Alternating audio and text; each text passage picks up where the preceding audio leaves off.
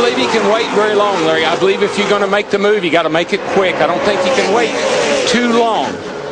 If they're going to get him, they need to jump to the outside right away. Watch your bottom there. You know he's not going to give up the bottom, so you got to go to the outside.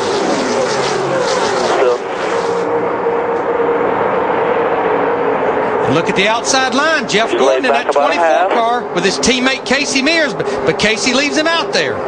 Now, one back. All single file behind you. He's coming hard, about half back now. Now, when these guys on the outside, when they get side by side with these other cars, they're done. We're coming to the white flag. It's up to the 5 of Kyle Busch. How long can he wait if he's going to go?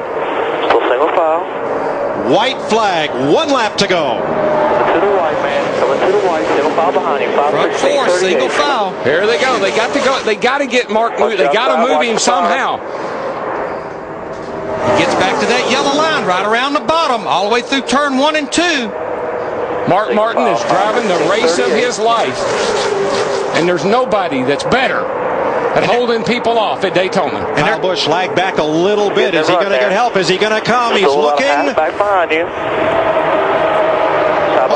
He almost squeezed Harvick into the wall, and here comes Harvick, the 29, with Matt Kenseth. Oh, Mark got loose. Mark got loose. And Harvick's getting a run off turn 4. It's going to be a drag race all the way back to the start-finish line. No caution. They're side by side, right to the line. Big crash. Here they come. Checkered flag. Harvick.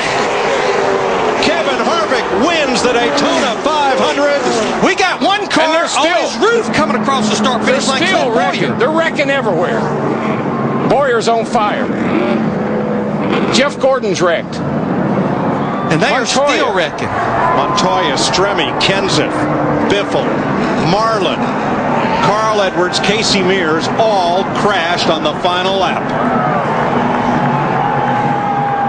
Have you ever? Well, a couple of times.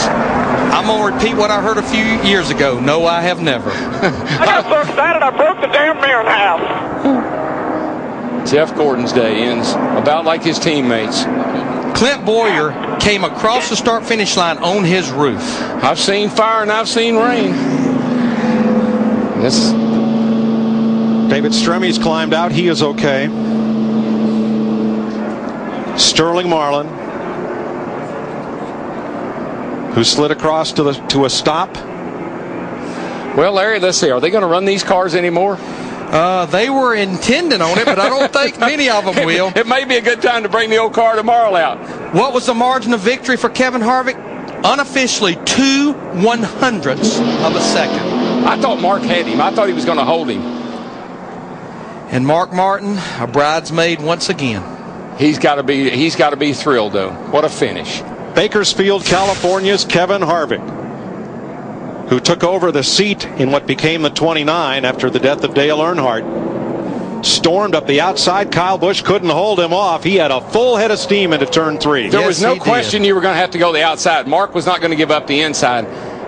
What happens back here is Kyle Busch gets on the apron ever so slightly, gets into the 17, and it's on from there. Look at the 38 car up on top of somebody. There's a car turning over. And look at this finish. And it's a drag race to the line, and we've seen Harvick do that before. Yes, we have. You could see Harvick trying to pinch him down to keep that momentum on him. A little side draft. Get a little side draft and try to pull ahead. Now, unofficially, Jeff Burton will finish 3rd. Mike Wallace will finish 4th. And the top finish in Roush car, rookie David Ragan in the 6th. Unbelievable. Kevin Harvick was doing donuts in LaGrasse, and he may have toasted the number 29. I think he broke another transmission. Congratulations to Chevy driver Kevin Harvick, winner of the Daytona 500 from Chevy on American Revolution. What a weekend he's had. Busch race yesterday. And Mark Martin having a tremendous Daytona 500. We were ahead, man. I was waiting for them to throw the yellow. I agree, Mark. I thought maybe they would throw the yellow before they got here, but they didn't. 3rd place, Jeff Burton congratulates Harvick. And where's the other RCR car? Watch the 07. It'll come in here from the right. in the bottom lane. Clint Bowyer gets slid sideways. Whammo.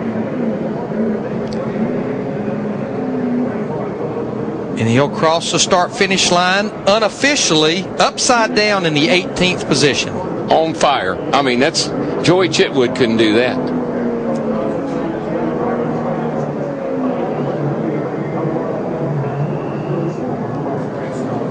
Bowyer making a hasty exit through a small window opening. That's one of the things that's going to be addressed by the car of tomorrow. Yeah, I'm just glad he's landed back on his wheels with that fire, because he didn't want to be trapped down in there.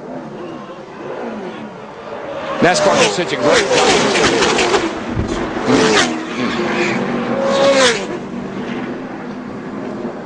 Goodness. That's terrifying. Sterling Marlin, the 14 car, was spinning down pit road, actually hit the pit wall. Until now, 1976 and 79 were the wildest Daytona 500 finishes ever.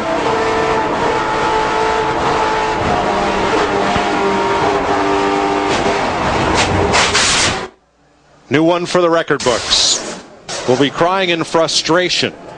Let's have a look at what happened here on the final lap. Look where Harvick is, coming down the back. But look at this run he got. He called it, Matt Kenseth, in that 17 car. You see Kyle Busch tried to go up and block, but he had such a head of steam it was too late. Yeah, I think all that moving around is probably what got Kyle. It messed his entry up into turn 3, and then I think it might have just upset his car a little bit, and he gets loose right there under a Kenseth 17 car, and it's on from there.